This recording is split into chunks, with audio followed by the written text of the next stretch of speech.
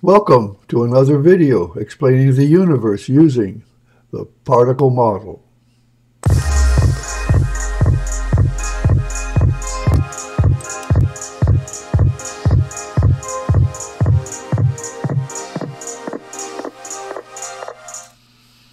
Today's video is titled Speed of Electricity versus C. And I've been going through a number of these, particularly just looking at some words.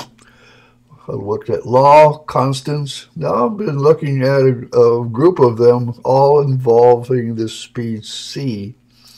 And today is the one on electricity. And then we'll be talking about some other words like forces, space, and time.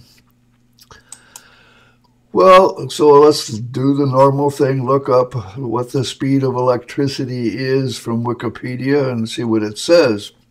The word electricity refers generally to the movement of electrons or other charge carriers through a conductor in the presence of a potential difference or an electric field, often called electromotive force. The speed of this flow has multiple meanings. In everyday electrical and electronic devices, the signals travel as electromagnetic waves, typically at 50% to 99% of the speed of light. The signals travel as electromagnetic, pretty fast, while the electrons themselves move much more slowly. This, in my mind, brings up a problem. But let's take a look at the signals that travel here. Electrical signals is what they're talking about. Travel as electromagnetic waves. It's like when I go out, if I want to go out, I may travel, I may hide myself as, pretend to be something else than I am. I travel incognito, so that people don't know who I am.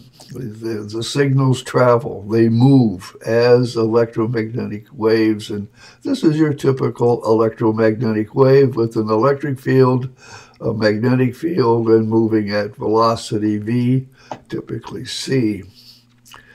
So they're telling you how it moves as a wave, but they don't say what it is, what's moving. Yeah, they say field, but they never define what the field is either. So we move on. The electrical waveform, I looked this one up, electrical waveforms and electrical signals in electronics. And I can't tell you how many times I've looked at the scope and seen signals like this. Over 40 years of design work.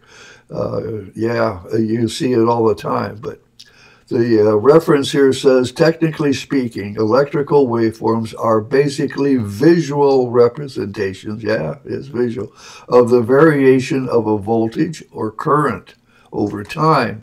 So this is the amplitude and this is time, horizontal, and you could be measuring the voltage, or if you have a current probe, you can be measuring current. And so current would be in the vertical. Now I'm emphasizing current here because we're talking about electricity, electron flow, and current. And so I want to emphasize that and get into that a little bit more. Well, when it comes to the speed of the signal, you know, and it travels as an electromagnetic wave, well, personally, I'm much more interested and have worked on a circuit where propagation delay has been problems any number of times. The propagation delay shows you how fast the signal is moving. The length of time it takes an electrical signal to get from one point to another is propagation delay. And from it, you can get the speed. So I have an arbitrary circuit here. It's not arbitrary. I'm going to show you one here in a minute where I have a channel A of my oscilloscope on one point, a starting point, and I put channel B on another point, a termination point of this signal. And when I turn the circuit on and watch it, I can see the time it starts and the time it arrives. And if this is 1 nanosecond, 2 nanoseconds, this could be 3 nanoseconds. And depending on the circuit, I could have an integrated circuit, which is very, very small, or I could have a larger physical discrete circuit laying on the table, which could be quite long. So the distance it travels divided by the time is the speed. And when they say the signal travels between 50 and 90%, that's where they're getting that from. This is exactly what you would see, and you have to design your circuit to accommodate these delays. Well, let's talk about the other half of that one. Remember, it said that the signals travel in one case as at 50 to 99% of the speed of light, but then there's the electrons actually move slower, and it's called drift velocity. In physics, a drift velocity is the average velocity attained by charged particles, such as electrons, in a material due to an electric field. Again, that's often the electromotive force, the force that moves electrons.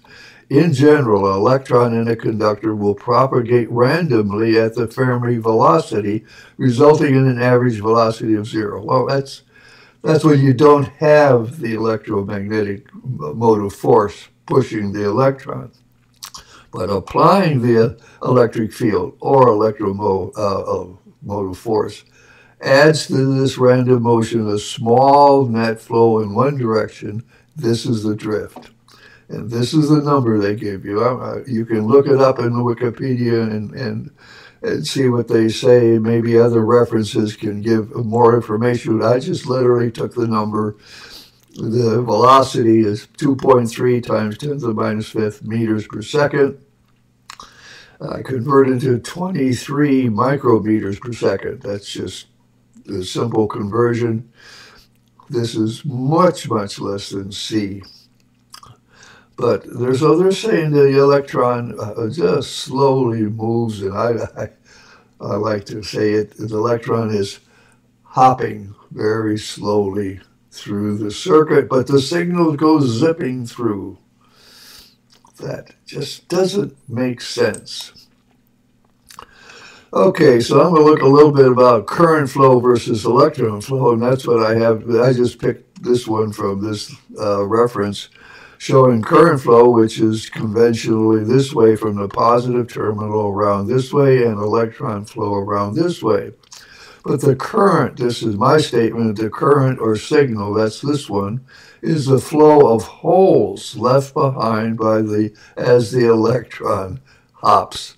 So what I'm saying is that the electron, under this EMF force, electromotive force, hops from one location to another around the circuit. As it does, it leaves holes behind. And so the holes are hopping the other way. And so you can think of holes going this way and electrons going this way. And the holes and the electrons have to be moving at the same speed. But current, they say, moves at speed. Now, I didn't read this here recently about the flow of holes. I was taught that in college back in the 1950s, a long time ago. But of course, here's the interesting point. They say that this flows at 50 to 99%, and this at 23 micrometers per second. Rather confusing. Well, particle model says the whole thing is actually different. We have our own version of the electron, which is the G1 particle here. The G1 particle is an electron with no charge. And I have here my traditional FM circuit. I'll go through and explain the circuit briefly. It's not complicated. It's oversimplified, but works. Have a power supply, in this case a battery, 9-volt battery. And you have in our case, G1 particles coming out and going around and through here, coming out and also going around this way, back, and finally this way and around. And so this is the DC current, if you will, but it's in the other direction. So, but here you have an FM transmitter. This is a radio station, FM radio station, working at 106.3 megahertz. And when the announcer speaks into the microphone, it modulates this frequency to a higher frequency, lower frequency, higher, low, at the audio rate. And what that does is it creates a time-varying signal here, which then gets put through to a power amplifier, and that now you have a stronger signal. It's the same signal here. Point A is the start, point B is the end point, and then it gets decoupled. You block the DC portion, and you got the output. G1 particles come from the battery, they power the circuit, the voice modulates it, you amplify it, and you end up with an FM signal out here.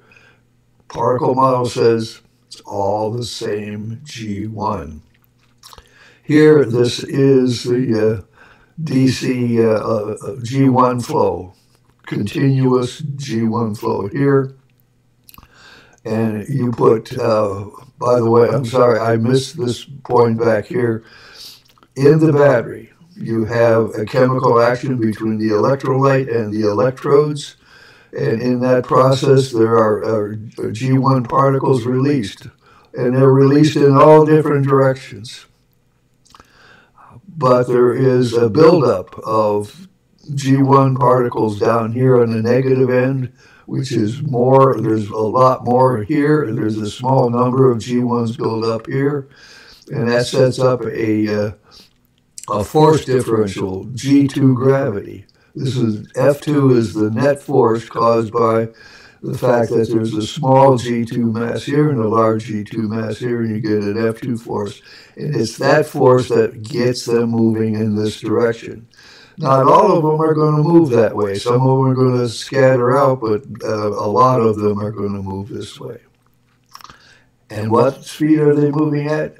We say c here, but as I said in a number of other videos, this c is actually the average orbital speed of the G1 particle inside that battery. And so if you put your scope point A here, and point B here, you could see the prop delay, and you can see how long it takes for the signal to get here. And yes, it moves very fast, but so is the G1 particle moving very fast. It takes different forms here. This is steady state electrical current, or if you will, and then this is modulated signal here. There's a pulsating DC signal here, and when you get out here, you actually have a stream of G1 particles that are modulated by this circuit. It's all moving at high speed. Their drift velocity doesn't even come into play. It doesn't move at speed c because none of these take a direct path. All of these are twisting and turning as they go through the wire. That's what makes it less than C. Oh, here's a typical FM signal. I labeled this as if it were a 1,000 hertz tone. No tone, and then one cycle, and then no tone. This is the 106.3 megahertz oscillator, and during this first phase up here, this is 106.3. Then the frequency increases, decreases, and decreases some more, and then increases, and then it's back here. And you can see that. You can see it at the peak here. The wavelength is small, meaning the frequency is high, and at the valley, the wavelength is long, and so the frequency is lower. Higher frequency, lower frequency, and this is an FM signal. And this circuit and this is the signal that moves from point A, has a speed, a prop delay that is quite fast. This is the signal. Well, this is just a repeat. I kind of overdone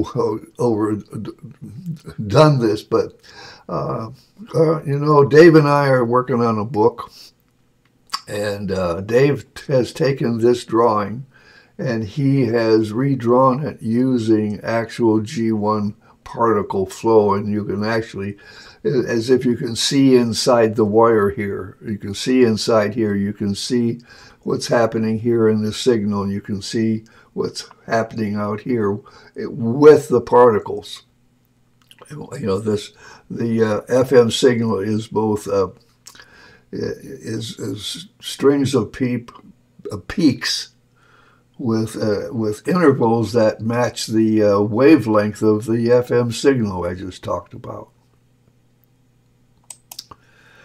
Well, this is a kind of an overall conclusion. I'm kind of pulling all the ideas of C, the speed of C, and how it relates with the particle model. The G1 particle moves generally at speed C. And that includes gravity, G1 gravity, G1 light, G1 magnetism, and electricity. And speed C is the average speed of the G1 orbital, the orbital of level 1 atoms. Those are the atoms that we're all familiar with in the periodic table. The G2 particle moves at speed C squared, and that's just a name. It's not its value, but it is a very high speed, and it is the source of level 2 gravity.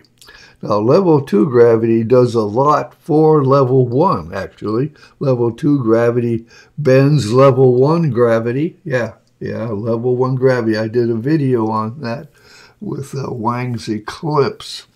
Wang measured, Qianchen Wang measured gravity during an eclipse, and one of the explanations I gave is that the moon and the sun bend the G1 gravity field. Bends. You want level 1 gravity, light, and magnetism. Level 2 gravity pushes the G1 out of the negative end of the battery, and it has the speed of C squared. That speed is the average speed of the G2 orbital of the level 2 atoms. This is one atom down. These atoms, there's no, modern science has no notion, or at least they don't talk about a level 2 atom. The only way you can have a G2 particle moving that fast is if it comes from a lower level atom or lower level orbital.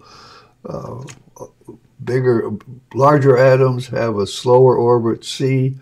Smaller atoms have faster, and that's where the speed comes from.